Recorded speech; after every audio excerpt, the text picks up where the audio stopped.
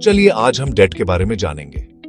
कुछ लोग डेट का सही यूज करके अमीर बनते हैं और कुछ लोग इसी डेट में फंसकर परेशान हो जाते हैं। लेकिन सवाल ये है, डेट खुद बुरा है या उसका गलत यूज? आज हम सिंपल लैंग्वेज में समझेंगे। डेट क्या होता है, गुड डेट और बैड डेट में फर्क और रियल लाइफ एग्जांपल्स के साथ। डेट का मतलब है आज किसी और का पैसा यूज करना और उसे फ्यूचर में इंटरेस्ट के साथ वापस देना, यानी आज खर्च और पेमेंट बाद में। डेट खुद ना अच्छा होता है ना बुरा, सब कुछ डिपेंड करता है आप डेट किस पर्पस के लिए ले रहे हैं। हर डेट एक जैसा नहीं होता। कुछ डेट आपको फाइनेंशियली स्ट्रांग बनाते हैं और कुछ डेट आपको फाइनेंशियली वीक कर देते हैं। इसीलिए डेट दो टाइप का होता है, गुड डेट और बैड डेट। अब इन्हें एग्जाम्पल्स से समझते हैं। गुड डेट वो होता है जो आपकी इनकम बढ़ाए या कोई असेट बनाए। Example 1, education loan. अगर आप पढ़ाई के लिए लोन लेते हैं और फ्यूचर में अच्छी जॉब या बिजनेस करते हैं तो ये गुड डेट है।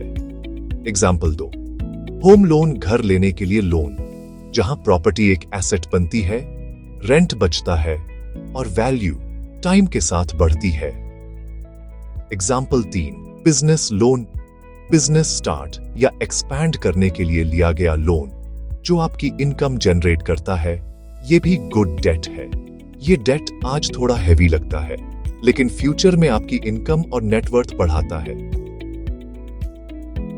बैड डेट वो होता है जो बस आज की एंजॉयमेंट के लिए लिया जाता है। Example 1, credit card shopping.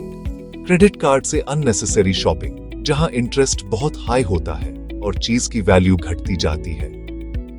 Example 2, phone या गैजेट EMI पर। हर साल नया फोन लेकिन EMI और बिल्स सालों तक। Example 3, luxury lifestyle debt. Expensive car, branded items, सिर्फ स्टेटस दिखाने के लिए। इनकम नहीं बढ़ती, डेट जरूर बढ़ता है। इन डेट से ना इनकम बढ़ती है ना एसेट बनता है, बस EMI, इंटरेस्ट और स्ट्रेस। डेट समझने का एक सिंपल रूल याद रखिए, अगर डेट पर दिया गया इंटरेस्ट से ज्यादा आप उससे अर्न कर पा रहे हैं तो वो गुड डेट है, और अगर डेट बस एक्सपेंसेस और प्रेशर बढ़ा रहा है तो वो बैड डेट है। डेट सिर्फ आम लोगों की जिंदगी ही नहीं, बड़ी कंपनियों की किस्मत भी तय करता है।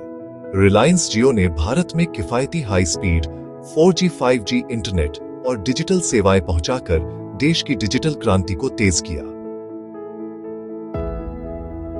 रिलायंस ने जियो शुरू करने के लिए हजारों करोड़ रुपए का डेट लिया।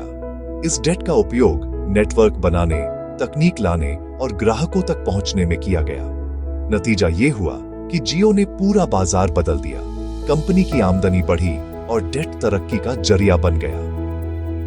टाटा मोटर्स ने जैगुआर लैंड रोवर को खरीदने के लिए डेट लिया। शुरुआत में यह फैसला जोखिम भरा था, लेकिन बाद में JLR मुनाफे में आ गई। इससे टाटा मोटर्स की अंतरराष्ट्रीय पहचान बढ़ी और कंपनी की कीमत कई गुना हो गई। यह था सोच समझ कर लिया गया, योजना वाला गुड डेट।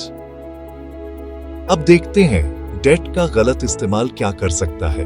किंगफिशर एयरलाइंस ने भी डेट लिया, लेकिन कारोबार लगातार घाटे में चलता रहा। कमाई नहीं बढ़ी, ब्याज बढ़ता गया और आखिरकार कंपनी बंद हो गई। यह डेट इनकम का जरिया नहीं बना, बल्कि बोझ बन गया। रिलायंस कम्युनिकेशंस भारत की एक बड़ी टेलीकॉम कंपनी थी जो मोबाइल कॉल, SMS और इंटरनेट सर्विसेज देती थी।